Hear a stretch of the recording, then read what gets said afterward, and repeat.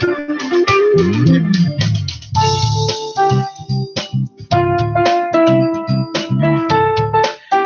afternoon, good afternoon, good afternoon.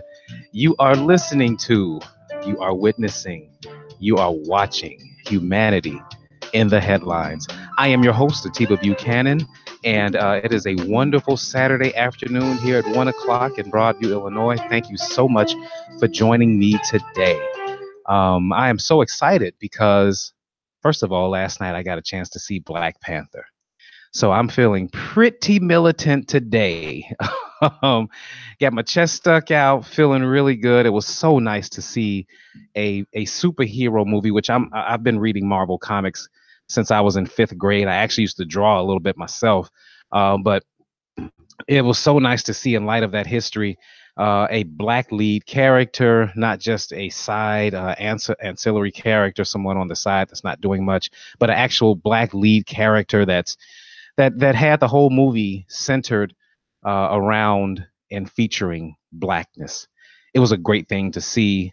It was, despite not even despite, but not even including all of the culture that was in the movie. Despite that, it was just an excellent superhero movie. It was an excellent action film, and I would enjoy anyone, Black, white, whatever your ethnicity is, to go out and watch it.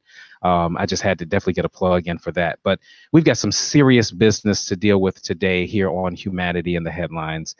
We had a horrible, horrible school shooting this year, or this week, I should say, down in Florida. We absolutely have to discuss that today.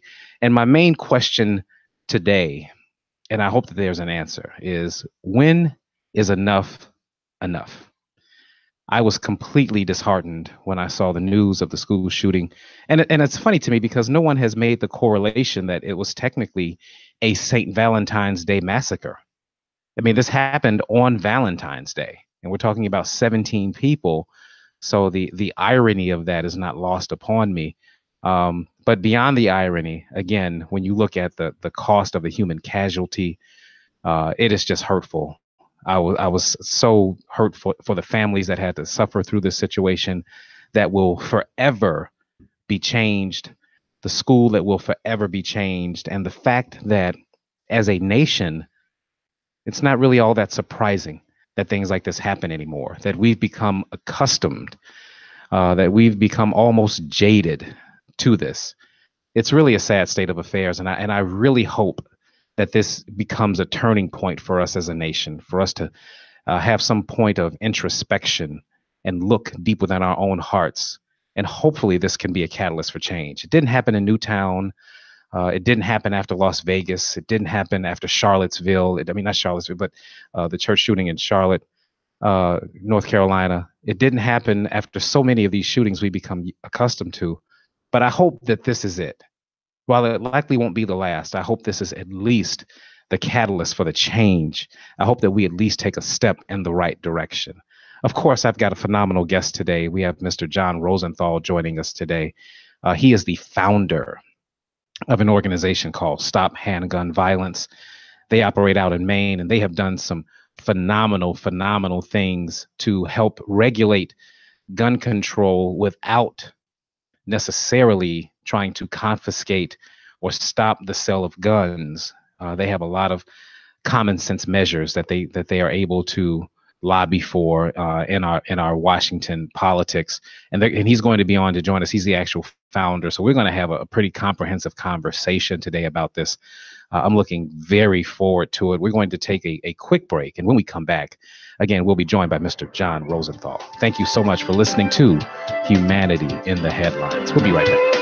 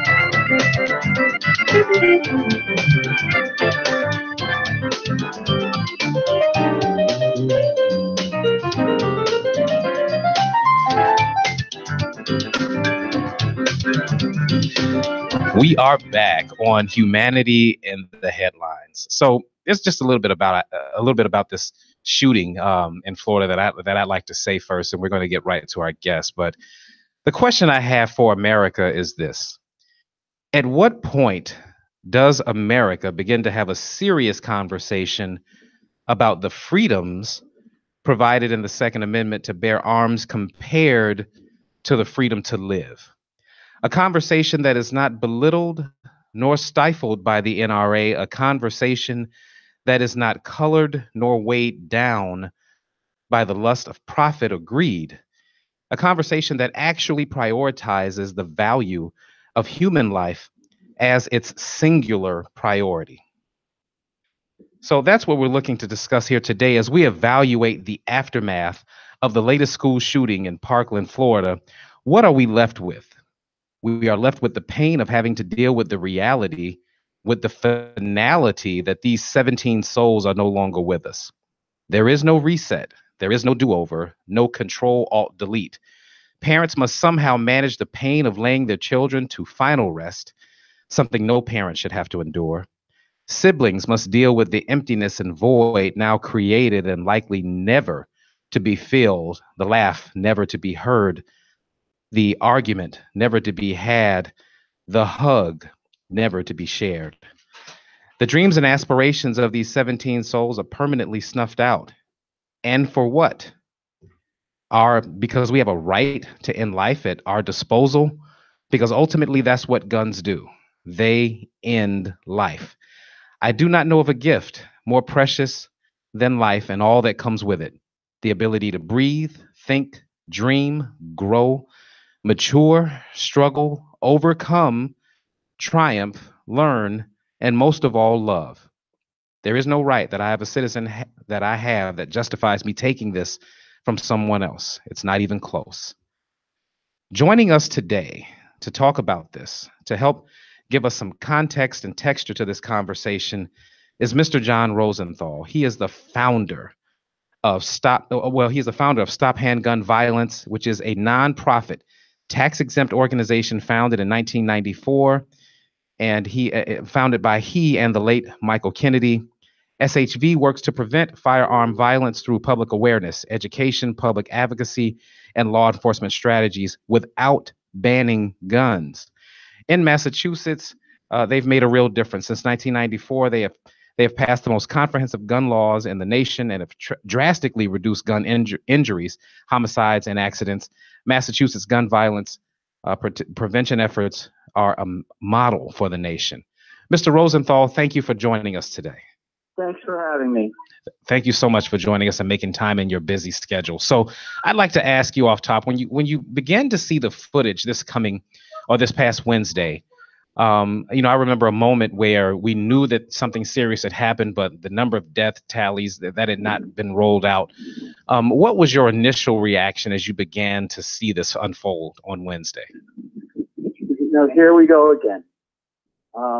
I co-founded Stop Handgun Violence in 1994 as a gun owner and a business person who was convinced that we could reduce injuries and deaths from guns, unregulated firearms, without banning most guns, except for cheap Saturday night specials, that could be hidden in your hand in a nightclub and made of plastic for all, because of the lack of regulations for consumer protection standards and manufacturing standards for real guns. Unlike toy guns that are regulated, real guns are not. And military-style assault weapons like the AR-15 and the large-capacity ammunition magazine, which, no surprise, are the common denominator, in the daily mass shootings of 4 or more people, and the fairly regular school and mass shootings that are more high profile. So since 1994, we've reduced the rate of gun deaths in Massachusetts, an urban state, by 60%. And Massachusetts, as an urban state, has the lowest gun death rate in the nation. So we've proven the NRA's worst nightmare, that gun laws work and you don't have to ban most guns. But what people don't understand is that gun regulations don't run afoul of the Second Amendment. I mean, I'm a gun owner. And the Second Amendment says a well-regulated militia being necessary for the security of the free state, the right to keep and bear arms shall not be infringed. And in the D.C. gun ban case, known as Heller, Scalia wrote for the 5-4 majority, you can't ban guns in the common use of the time of the founding. And then he parenthetically states, I don't mean shot-off shotguns or assault weapons. They weren't in the common use of the time, but you can put reasonable restrictions on how guns are sold. So the NRA doesn't like to admit that it's been decided. The Second Amendment means you can't ban guns in the common use of the time, but you can put reasonable restrictions like we have done in Massachusetts that have reduced injuries and deaths from guns. So what did one of the gun industry do? I mean, they realized that they need fear to sell guns. So fear of Democrats and the black president taking your gun away. Well, that is a false choice now because the Second Amendment's been decided. So now what do? They have immunity from lawsuits, so you can't sue them, and they can go after the biggest market, which are criminals, frankly, mentally ill, and terrorists. And we have had decades of unrestricted access to military-style weapons, and there are consequences. We're the only country in the world that experiences this because we're the only country in the world that arms kids, criminals, and the dangerously mentally ill, and even Al-Qaeda in this country with high-powered weapons without detection by law enforcement. I'm so glad that you brought up that, because here's what I'm hearing as I hear you speak of that. And this is part of the reason that I wanted you or someone from your organization on specifically to talk about this. In this country, we have so many arguments that are zero-sum arguments. It's either one way or it's the other. And we don't do well with nuance. So one thing when I was reading up on you and your organization that I liked was that you talked about regulating gun control without eliminating guns. Now, I'm not a gun owner, and I don't plan to ever be a gun owner. I don't get guns. It's not my thing. However, that doesn't mean that I don't appreciate the right of someone to have a gun to protect their home. And it doesn't mean that I can't appreciate a culture of people that enjoy hunting and sportsmanship in this country. So I wanted to talk to an organization that is not coming, so far left that they're saying we just need to completely eliminate guns, because when you have someone like that, then out of hand, the audience won't listen. So here we are. We have you who, as a gun owner, is indicating you understand that there's still a line to be drawn. So I just appreciate the starting point from where we are. With that said, because I hear you say 1994 as well, that's also when there was an assault weapons ban passed federally. Am I correct? That's right. It was a 10-year ban. It banned 19 specific weapons like the Uzi and the AK-47 and the Colt AR-15.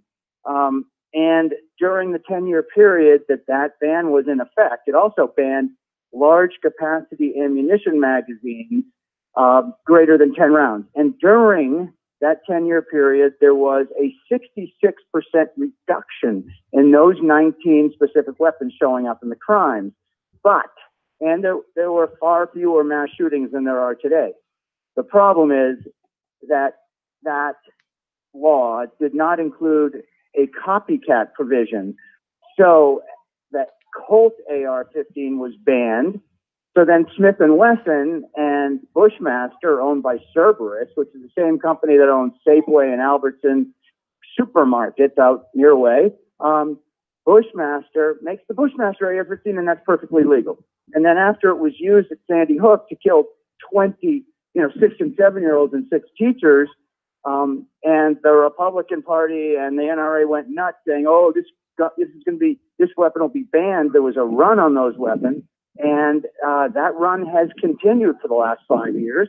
And now we are seeing, a rash of school and mass shootings. I mean, here's the magnitude of the problem. I mean, these are military-style weapons that use a 223 round in a large capacity ammunition magazine, which means you don't have to reload until you release all 30 or 40 or 100 rounds. Now, the 223 round is a military round, as is the AR-15, designed to stop a incoming infantry. It is not designed to penetrate the body. It is designed to tumble and create maximum soft tissue damage. I have met parents of the kids at Sandy Hook, and the parents of Parkland and the parents of Las Vegas are all experiencing, and the victims are all experiencing the same thing. The parents at Sandy Hook, where these kids received 3 to 11 rounds, those children were unidentifiable. Wow. They had to be identified by their clothing because they were indistinguishable from each other. These are babies. And this is a weapon that you can buy in 33 states, including Chicago, including Illinois, without an ID or a background check. And this is the weapon. This is the weapon that resulted in 851 injuries in Las Vegas. There were 58 dead. There were 450 shot, and the balance were wounded. And Congress couldn't even find its spine, nor could your state legislature, to ban the bump stock, which uses the recoil of the firearm to turn a semi-automatic into a fully automatic. So since Sandy Hook, 5 years ago, there have been 291 school shootings. There have been, just this year, the first month and a half of this year, there have been 19 school shootings, and there is now a mass shooting of 4 more people every single day in this country. And Congress has made a choice. Trump is amoral. Trump has no idea of what's right or wrong or truth or lie. It's all his narcissistic pathology, and he took $30 million from the NRA to win this election, and he'll do anything they want. And what the NRA wants is to undermine every single state gun law. First of all, nationally, there's no background check for private gun sales, and that accounts for about 50% of all gun sales. And after every big mass shooting, there's a call for banning these AR-15s, which the NRA doesn't want, because the gun industry only sells guns when there's a good, big, high-profile mass shooting. So they want to continue the mass shootings. How do you do that? Unrestricted access to military-style weapons and easily concealed handguns, increased gun violence, increased fear, increased gun sales, increased gun violence, and it's this deadly cycle that now leads to 35 to 40,000 of us every single year, more Americans killed by firearms in the United States since 1975 than all your U.S. servicemen and women killed in all foreign wars combined. And think about the number of parents. None of us have the gene to bury our children. And every 30 minutes, a child is shot. And every 3 hours in this country, a child dies from largely preventable gun violence because adults don't prioritize this issue and hold the spineless legislatures and Congress people accountable. Those are some fascinating numbers. They are fascinating numbers. And as you are saying that, I am sitting here wondering, how is it that this came to be the norm? How is it that we become so accustomed to this? in this country. As you say, this does not happen in any other developed country in the world. With that said, and let's go back to this particular shooting. They talk about this man who, Nicholas Cruz, 19 years old, which kind of seems to almost be like a magic number. It almost seems to be like it's a 19 or 20-year-old almost every single time that, but the majority of the time this happens. But he's been visited. It's reported that he's been visited by police for 36 times. They contacted the FBI, which supposedly dropped the ball. We know that he's had mental health issues. What is it in this particular shooting, in his background, or what is it that could have stopped this man from getting a gun? Because even if the police had done something, even if the FBI had followed up, if he had not yet committed a crime, is there anything that they could have done given the state of laws that we have now that would have prevented him from getting a gun still? Well, let's just get some perspective here and get up to 30,000 feet. Being a teenager is temporary insanity. We've all experienced it, ourselves, our teenagers. And the last thing you want to do for a teenager that is, volatile and sensitive and overreacts to things and thinks the world's going to end when a boyfriend or girlfriend breaks up or they're dissed in some way, the last thing you want is for them to have a firearm or even a knife. But there's never going to be a drive-by knifing. And the last thing you want them to have is a military-style weapon with large capacity ammunition magazine capable of killing 17 people in minutes or firing, thousands of rounds in Las Vegas and hitting, 500 people, within minutes. Those are weapons of war. They have no purpose whatsoever in a civilized society other than to kill a lot of people quickly. So how did we get here?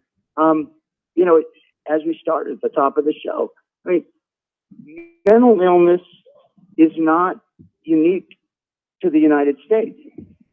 What is unique is we are arming the mentally ill, whether it's, temporary insanity among teenagers or you name it, at any age. They often, the mass shooters happen to be largely white men between 18 and 60, which is interesting. All of a sudden we have an epidemic of gun violence when it's white guys, killing white people, whereas there's been an epidemic of gun violence for many, many decades in the inner city, but those are just black kids, either crack or guns, and who cares, right? I mean, we live in a country that has been co-opted now by special interests who are controlling elected officials with money. So these are truly, immoral politicians who have made a very concerted effort to stay in office and keep their free health care, you name it, and take special interest money and choose the gun industry versus public health and safety. This is about greed. This is about money, and for the politicians. And for the NRA, it's about race, it's about bigotry, it's about hate, and it's a deadly combination when you put an unregulated gun industry with a hate-mongering NRA and spineless elected officials. I mean, that's what we've got. And we're not holding them accountable because we're all so busy on our phones, not relating to one another and thinking it's somebody else's problem. Oh, that's just an inner city problem. And I've been saying for decades, folks, you think this is just going to stay in the inner city? There's going to be a critical mass, folks, where there's unrestricted access to military-style weapons, and you're going to start to see people dying in public places, in schools, in shopping malls, in sports stadiums, and at concerts. And I wish I was wrong. And it's not going to get any better until we hold Congress and legislatures accountable and we prioritize this issue. And in the meantime, the toy gun industry is regulated. The teddy bear industry is regulated. You got to have a background check to be a bus driver. You got to have parental permission, in North Carolina to sign up for Little League, but not buy a rifle. I mean, this is insane public policy that is leading to devastating public health epidemic. And there are consequences to to it. And until we hold our elected officials accountable for their irresponsible, dangerous policies, in exchange for money, we're going to keep burying 100 of us a day. Every single day, 315 average, over 300 people are shot in this country every day. Wow. So let's talk about what that accountability looks like, because on your website, you mentioned that, again, Maine being the model for the country. Once that assault weapons ban expired in 2004, how is it then Maine in particular was able to overcome that and still maintain a good record as it pertains to gun control? Okay, so it's Massachusetts, not Maine. I'm sorry, not Maine, Massachusetts. My bad. Yeah, no problem. I mean, rural states of Maine, New Hampshire, Vermont, you name, they all have firearm fatality rates, firearm death rates 2 and 3 and 4 times greater than urban industrial Massachusetts. So here's what we did. I mean, and there are business people and gun owners in your state who could do the same thing if they cared enough. And hopefully they haven't lost a child before they care enough, because then, we don't have the gene to bury our children and people just shrivel up and want to die. So what we did here in Massachusetts is we said, who are the constituent groups for firearms? Well, there's gun owners, dealers, manufacturers, sports people, and law enforcement. Okay, so with gun owners, we require safety training and renewable licensing for firearms, just like exists for automobiles. You can't get a driver's license without going through driver's ed, and you renew your license every 6 years. That's what we have in Massachusetts. We also passed a law that said you have to store your gun locked and unloaded unless it's in your control. So if you think you're going to be safer sleeping with your gun under your pillow loaded, go for it. I wouldn't recommend it. But you leave the house, you leave the gun, you can't leave it loaded and unlocked. And if somebody accesses that gun, you're civilly liable. If someone uses it to kill somebody, you could be criminally liable. Gun dealers, to be a federally licensed gun dealer in this country, you pay a $250 application fee, you have a background check, you fill out some paperwork. Now you can have an unlimited number of guns sent to your home, and you can legally sell them out of your backpack and car trunk if you want to. That is allowed federally. So in Massachusetts, we said, okay, if you're a federally licensed gun dealer, you got to operate like any other business. You have to have a bona fide store separate from your house and car trunk. And we have regulations. What that simply did is, we regulated gun dealers like every other business. And if you're a gun manufacturer, you got to build minimum safety standards and manufacturing standards and marketing standards if you want to sell your gun. As I mentioned, toy guns, teddy bears, 15,000 consumer products plus are regulated by the National Consumer Product Safety Commission. The real firearm that results in 30 to 40,000 deaths a year and 3 times more injuries the gun industry is prohibited from, or the National Consumer Product Safety Commission is prohibited from regulating the gun industry. So you can market guns as capable of taking down aircraft, like the Barrett made in Tennessee 50 caliber weapon that David Koresh bought to blow up a Bradley, armored vehicle, or Osama bin Laden bought 12 when he was fighting the Russians on our side in Afghanistan. That is marketed as being able to take down an aircraft, and they even tell you where to put it in the brochure. The weapon used at Fort Hood, you might remember that massacre at a military base. That weapon is marketed by Herzl, the Belgian handgun company, as capable of penetrating 48 layers of soft body armor. Wow. Who wears soft body armor? Police and military. So basically, this company is marketing a gun to kill law enforcement. So in Massachusetts, we became the first state in the nation to regulate the gun industry like the toy gun industry and every other industry with consumer protection standards. And guess what? We had a dramatic decrease in gun violence. No surprise. We simply And of course, we required law enforcement to regulate, these laws. And we gave them the ability to, the last piece is we banned military-style weapons and large-capacity ammunition magazines.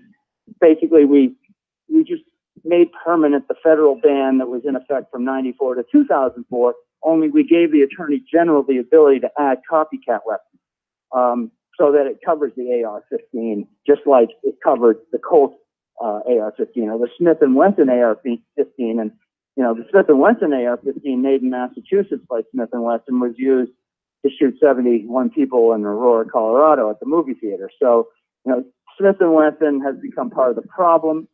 But the whole gun industry is complicit, and you can't hold them accountable because we no longer hold the keys to the killer house because Congress gave them immunity to the gun industry so they could sell guns to criminals and terrorists and market them the way I described without being held accountable. Yeah, and it's that accountability piece. First of all, those are some phenomenal suggestions, and not just suggestions, but things that you guys have obviously put in place to take care of the gun control problem in your state. And I admire Massachusetts for that, and obviously Stop Handgun Violence and their participation. So great work there, and certainly it is a model for the rest of the country. My concern is when we look at like you say, accountability, and we look at the support for instance, background checks, comprehensive background checks. That's to the tune of 90% support across the country. How is it something that 90% of Americans wants to get done still doesn't get done in Congress? Because Americans don't prioritize it. They answer a poll. It's true. I mean, you can't get 90% of Americans to agree on anything. Exactly. They agreed after Sandy Hook and 20 babies killed that it's time to have a universal background check. I mean, think about it. There's this bifurcated system that allows criminals and terrorists to buy guns undetected. So gun owner like me wants to buy a firearm. I go to a gun shop where I know I can buy a quality weapon that hasn't been used in a crime. Because I can pass a background check. But any criminal or terrorist who's a prohibited person, a domestic abuser, you name it, can buy guns from private dealers in 33 states and thousands of annual gun shows from private dealers without a background check, cash and carry. That's a recipe for disaster. So if Harvard Business School or University of Chicago was going to do a case study on how do you increase gun violence, simply do what Congress allows. You give immunity to the gun industry so they can sell guns without being held accountable. You don't have a background check for all gun sales. You deregulate all firearms, including military-style weapons. You give criminals and terrorists, and you name it, large-capacity ammunition magazines, like 100-round clips, so they can outgun cops. There were cops, armed cops at Parkland. There were armed cops at Columbine. They were outgunned by teenagers with assault weapons. Made in the U.S. assault weapons. Let me, if I could just jump in for a second, because I'm glad you raised that point. I'm not sure if you saw the video of the young man who was taking video in the classroom when the gun went off. I've seen an AR-15, obviously pictures of it, but I had never heard what an AR-15 sounds like fired in close proximity. And let me just tell you, that was one of the most terrifying things I'd ever heard in my life. I cannot imagine what the people in that room must have been feeling at that time. I think back to Ben Carson, who suggested that people just rush the shooter. But I cannot see how anyone is not almost completely paralyzed by the sound of that gun alone. And I think that, like, when you go back to your earlier commentary about the kids at Sandy Hook being unrecognizable, how is it that we begin to not really appreciate the severity of what we're dealing with these weapons? Ben Carson is a fraud, just like Trump is. He's a medical doctor. He knows what kind of trauma is created by a simple 22 round that penetrates. And, shame on him.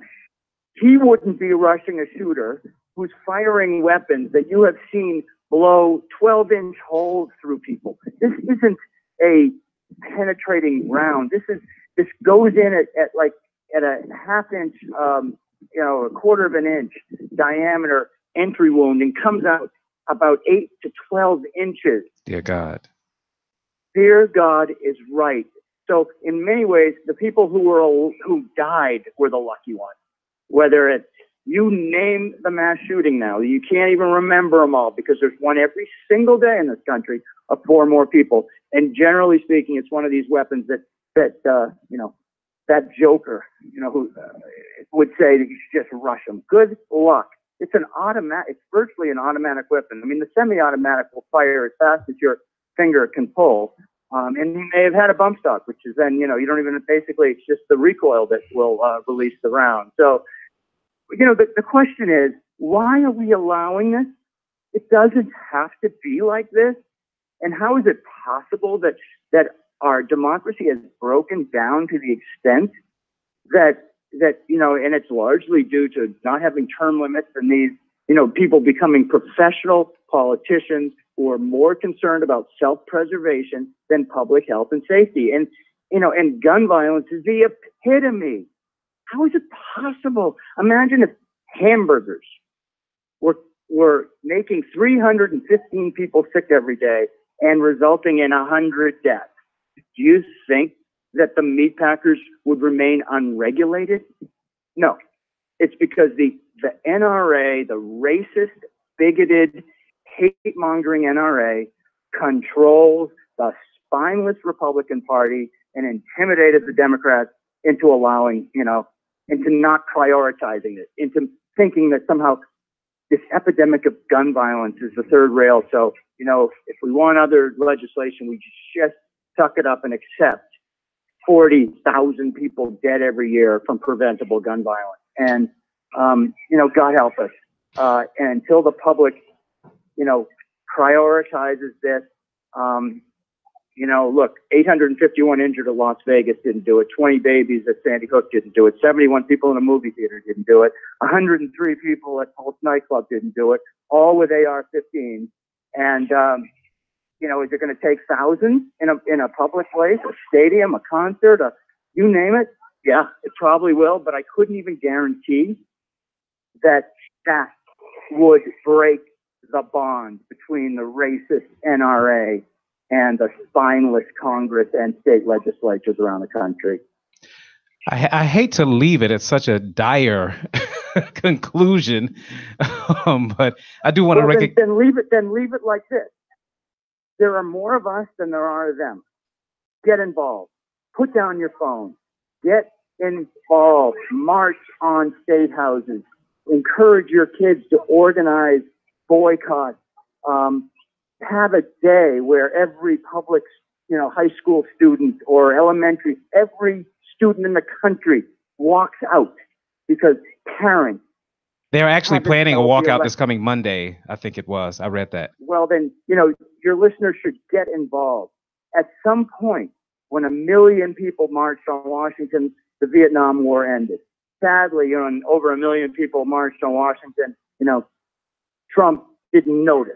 Or he noticed, but he needed to brag that his inauguration had more people, which is, it's insane what we've got in Washington, but we own it. And there are more of us than there are of them. We got to get involved. We got to take back our democracy. And gun violence is the epitome of bad public policy leading to bad public health outcomes. But Massachusetts has proven, and here's the hope, folks.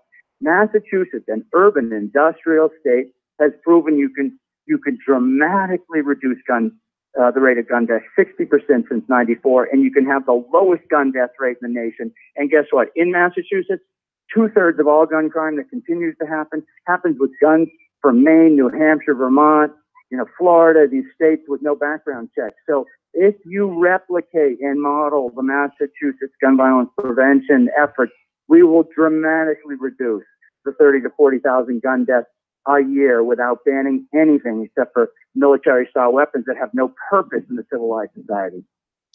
You heard it straight from Mr. John Rosenthal, the founder of Stop Handgun Violence.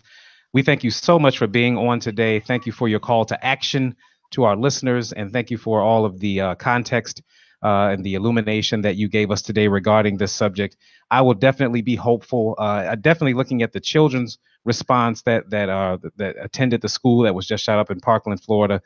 They definitely are saying enough is enough, and it is great to see that response from these young people who will all be very voting very soon. So they definitely, Well, it sounds like something that our politicians need to get together real quickly. Otherwise, they will be voted out. And visit stophandgunviolence.org, and we have lots of resources that we can provide. And hopefully it's going to be every other school around the country that hasn't yet experienced a mass shooting, because it's just a matter of time before it happens in every school and every community. Absolutely. Thank you so much for making time for us today. And still, there's 1,000 questions I didn't get to ask you. We didn't get a chance to talk about the mental health aspect. We didn't get a chance to really get into a political conversation about the president's response. But I'm sure that there will be calls for us to have you back on the show. So I hope you remain a friend of the show, my good man. Thank you. Thank you. Have a great weekend. You too. That is it, people, on Humanity in the Headlines. Not it for the show, but it for that segment. Again, a lot to chew on there. It is just unfortunate where we are as a country, and I do hope it is with my greatest heart's desire that this becomes a catalyst, a turning point for us to begin to look at ourselves inward and then take the appropriate action outward. So we're going to take a quick break. When we come back, we're going to have gubernatorial candidate, Mr. T.O. Hardiman. Thank you for listening to Humanity in the Headlines. We'll be right back.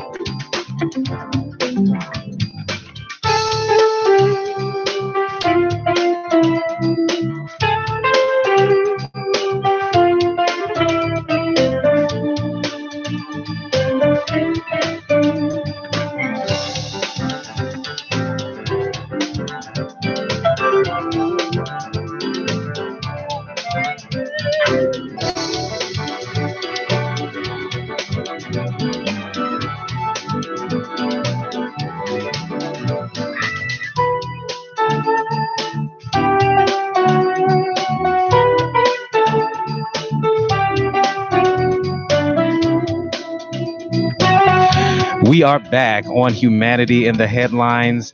This is Atiba Buchanan, and now we have a few minutes, a very precious few minutes with gubernatorial candidate Mr. T.O. Hardiman. How are you this afternoon, sir? I'm doing good. No complaints. Excellent, excellent. I'm so glad that you're with us today. I appreciate how busy you are, so we're just going to hop right to it.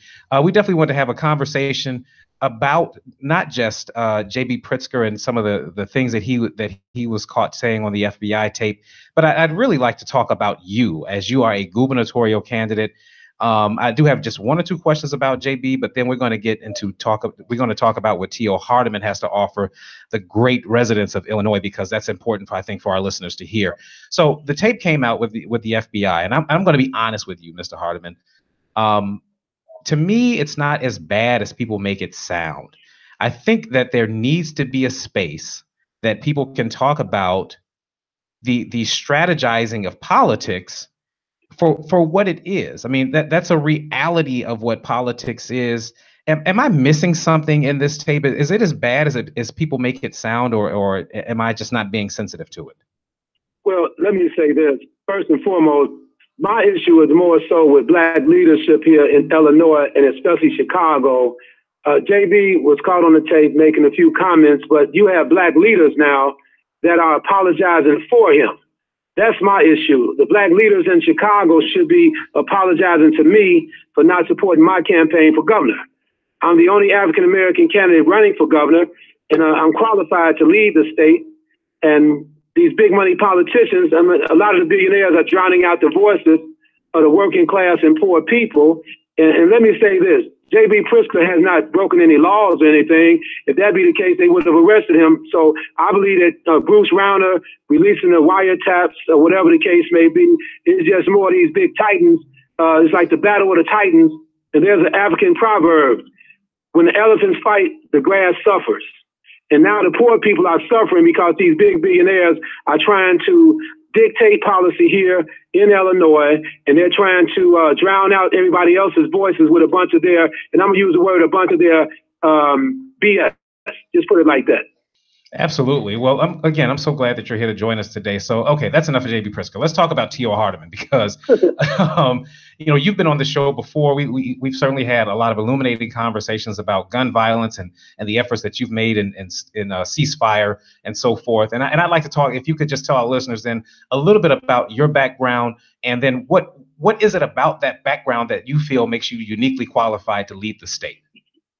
Well, my background includes about 25 years of service work in a leadership capacity for many years, reaching to all the people here in the state of Illinois in one form or another.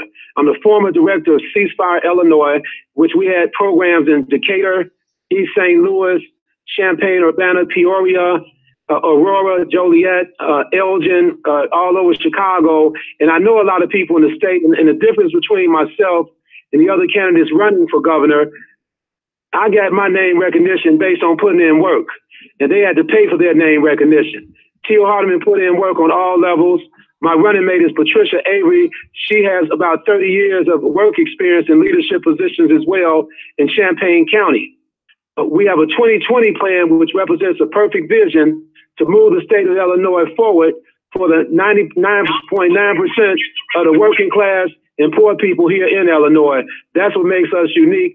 I ran for governor in 2014 and secured close to 30% of the state vote back then, and winning 30 counties downstate. So if everybody was to vote for me again, we could win this Democratic primary hands down. Wow, that certainly is authentic and very insightful. So here's what amazed me about what you just said. When you talk about your work in ceasefire and you talk about it reaching its tentacles, going all the way down to St. Louis, East St. Louis, and going all the way down to Decatur, you are not someone that's simply about Chicago. You understand how Illinois works as a state.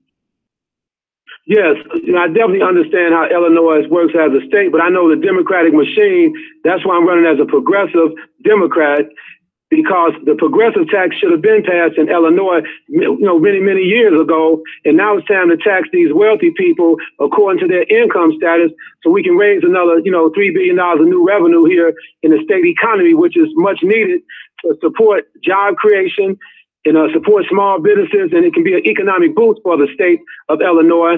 That's why I also support House Bill 453, which is the financial transaction tax at the Chicago Mercantile Exchange, Chicago Board of Options, and the Chicago Board of Trade. Those two taxes combined, it's not like we're taxing the poor and working class people. We put in the place of the taxes where they should be, and that's $6 billion of new revenue that can definitely be used to create more jobs and set aside around $50 million for capital construction projects in central and southern Illinois, help the senior citizens, the college students, everybody all across the board. It's very important to have a governor that understands everybody in Illinois, and we can meet them where they are. That's very important.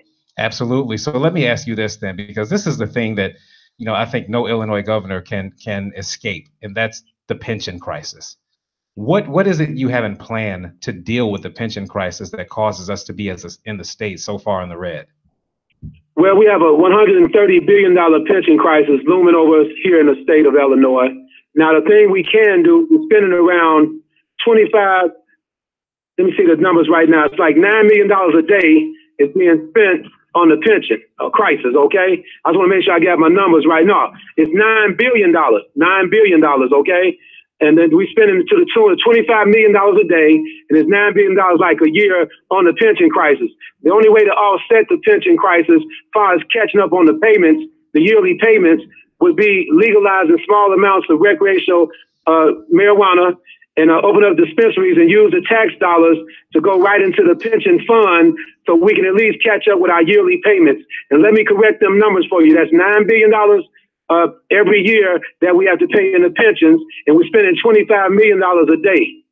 So that's one way we can catch up with, straightening out the pension crisis short term, but, as far as making the payments on time every year. And then secondly, we have to think out of the box when it comes down to new employees joining the pension system.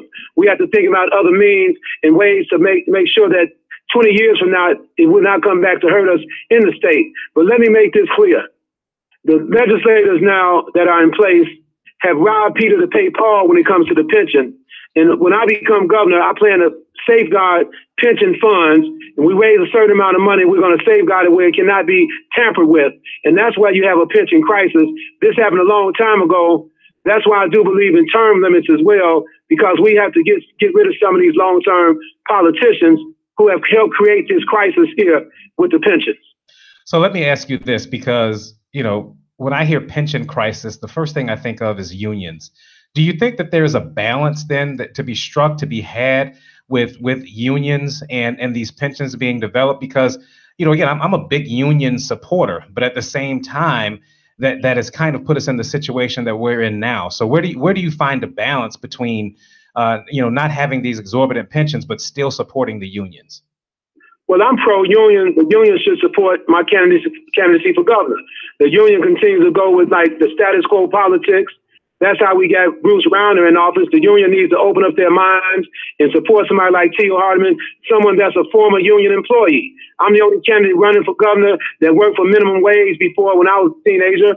I'm a former union employee, so it should be a no-brainer. The unions, they must get out of the business. It's mandatory that they get out of the business of working with the machine the way they've been doing for years. And that's a problem in Illinois. They all supported Pat Quinn. And to be honest with you, Pat Quinn is a good friend of mine. Now, I like Pat Quinn. He's a great gentleman. But the thing is, all the unions supported him against Rauner, and look what happened in Illinois. So candidates are going around boasting that they have the AFL, CIO union supporting them and other unions, but does it really mean what it should mean? Because a lot of you can fool the people some of the time, but you'll never be able to fool all the people all the time. So you can do something different by supporting, like the Chicago Teachers Union. They should be on board with Tio Hardiman and Patricia Avery as well. Well, let me ask you this then, because you talk about Pat Quinn, who was the former Democratic governor. What is it then that you're looking? Because a common criticism we hear, even from President Trump. Well, what did he say? What do Black people have to lose? What have the Democrats done for you? Of the many things that he said that I disagree with, the one thing he was kind of right about was there has been a lack of support from Democrats to Black, to the Black constituents that always help put them in office. What can Black people expect different from you as a Democratic governor? Well, first of all, the Democratic machine is broken. And number two, it's not a lack of support for the Black community when it comes to Democrats. Let me explain. What is going on is the Democratic Party, they're supporting individual African-American leaders. That's where the problem comes in, that the individuals get a contract for $100,000, get a good job for $50,000, and they sell the entire community out. The problem is Black leaders in Illinois, and especially in Cook County, that continue to support a failed status quo system. That's your issue. Just like Black leaders are going around apologizing now for one of the billionaires for some comments he made. It's the same narrative. The Black preachers should stop playing games. Get on board with Tio Hardiman and Patricia Avery. Your problem is selloutism 2.0 in the African-American community. How is it that we have a 14.2% unemployment rate, the highest in the nation in the African-American community in Illinois? How is it that 43% of young African-American males between the ages of 20 and 24 are unemployed? This is in Peoria, Decatur, and Chicago, and East St. Louis. It's totally unacceptable, but we've had a lot of Black leaders that continue to do the bidding for these billionaire politicians who cannot identify with what's going on ground zero. They don't know how it is to take money out their piggy bank to put gas in their car. They don't know anybody that received food stamps. I know these kind of people. That's what's different with me. They don't know how it is to have a relative that's in a mental health that needs mental health services, but because they shut down the mental health, services, some of them programs, now your relative is going crazy. They don't know how to deal with those type of situations. They cannot identify with racism, discrimination, police brutality. I was born into those issues. So I'm the candidate running for governor. I am the Black agenda. And I'm the agenda for everybody in the state of Illinois as well, because we have never, ever had a governor like Tio Hardiman that's going to work from the bottom to the top instead of working from the top to the bottom. Everybody's talking a good game, but I've been on the ground level all my life, working with my people every step of the way. How can our listeners support your candidacy? Well, they can visit our website at hardemanforillinois.org. That's everything spelled out, hardemanforillinois.org. And they can donate to the campaign. Number one, we need more donations. And number two, they can share our information on their social media networks and make sure everybody in Illinois, they know about our campaign. And we need their support. Our campaign is powered by the people. We represent a new way forward. And they can like our Facebook page at Powered by the People Illinois, like our Facebook page, but most important, share all our information with all your friends and relatives across the state. Thank you so much for being on today as this hour comes to a close. I wish you and your candidacy the absolute best. And if nothing else, I hope you win. But if you don't, I certainly hope that you are indeed heard, because people need to hear what you have to bring to the table. We thank you so much for being on today. Again, I wish your candidacy the absolute best. I appreciate you very much. Thank you so much, man. We'll talk to you soon. Okay. Take care. That is the end. That is the end of Humanity in the Headlines for today. Before we go, there's one thing that I did want to do that I think is absolutely, it's okay, Earl, you can go ahead and play me out. This won't take long. I did want to do this, just in honor of the individuals that were killed. I just want to mention their names, the victims of this last shooting down in Florida. Carmen Shretnup, 16, Meadow Polak, 18, Peter Wang, 15, Nicholas Dowart, 17, Christopher Hickson, 49, Aaron Fees, 37, Luke Hoyer, 15, Elena Petty, 14, Jamie Gutenberg, 14, Martin Agueno, 14, Alyssa Alatif, 14, Helena Ramsey, 17, Scott Bagel, 35, Joaquin Oliver, 17, Kara Lorigan, 14, Gina Montalo, 14, and Alex Schrader, 14. We are so sorry for the loss of these individuals. Our hearts, prayers, and thoughts are with you and your families as you deal with this tragedy. Thanks to my producer, Breon Jones. Thanks to Mr. Earl Winfrey for this wonderful platform. Thanks to every single listener and viewer on Humanity in the Headlines, on iHeartRadio, and on IntellectualRadio.com. We thank you so much. Join us next week. David will be back. We'll be back in full force. Have a blessed and safe week, everybody. Take care.